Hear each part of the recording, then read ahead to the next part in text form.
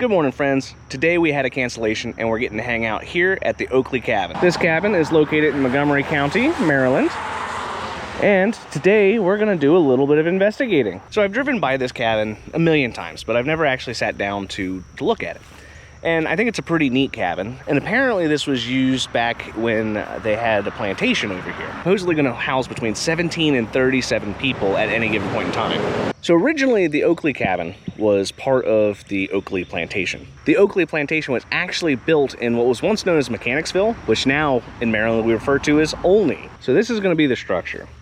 Apparently the census records from 1870 to 1920 show that there were 3 cabins here that housed anywhere from 17 to 37 people, not all of whom were related. They were carpenter, blacksmith, laundry people. These families were hardworking individuals, and they lived in a little tiny house just like this. Just looking at the walls and how small it is, like, it's interesting. It's made out of wood with a stone foundation. Many of you have seen me in houses that look just like this one, but with actual modern people living in it. So we have our wooden beams, we have whatever this stuff in the middle is. I guess that's what keeps it together and keeps all the wind and all from getting in there. I'm not an architect, but I do think it's fascinating. We also have the stone foundation and a little tiny wooden door. So this is the door that they have. I'm not a very tall person, but I would be smacking my head on top of that. It's interesting that they only have sparse windows, basically probably just enough to open it up to get airflow going through the building. And this side shows our upper level and chimney.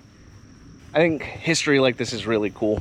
There's not that many parks out and about that have old cabins like this, but it is fascinating that, one, it still exists.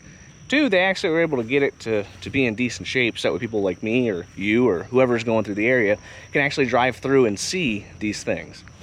I think the history of it's kind of wild that they fit 17 people at minimum in a house of that size. There's like no room in that house. It's probably at most 700 square foot, which is incredibly tight. I would imagine that most people living today would not even remotely want to deal with that kind of house. One of the things I found incredibly fascinating about this entire park was that they have an augmented reality tour, to where essentially what you can do is scan the QR code and it'll actually walk you through what you're looking at based off of where you're at. It's pretty neat. I'm gonna show you the QR code. Hopefully, as you watch this video, you can do the same thing. It may work, it may not work. I've never tried doing that before. So this is the remnants of one of the other houses. They have it tarped over, so I'm not entirely sure why. I would imagine it's probably like a basement or something, or they don't want it to wash away, but currently it is tarped over. What you can do is you scan this, and it'll tell you what's going on in the history of this house. Like I said, I hope that works for you. I don't know if that'll work throughout the, the video, but look at this tree.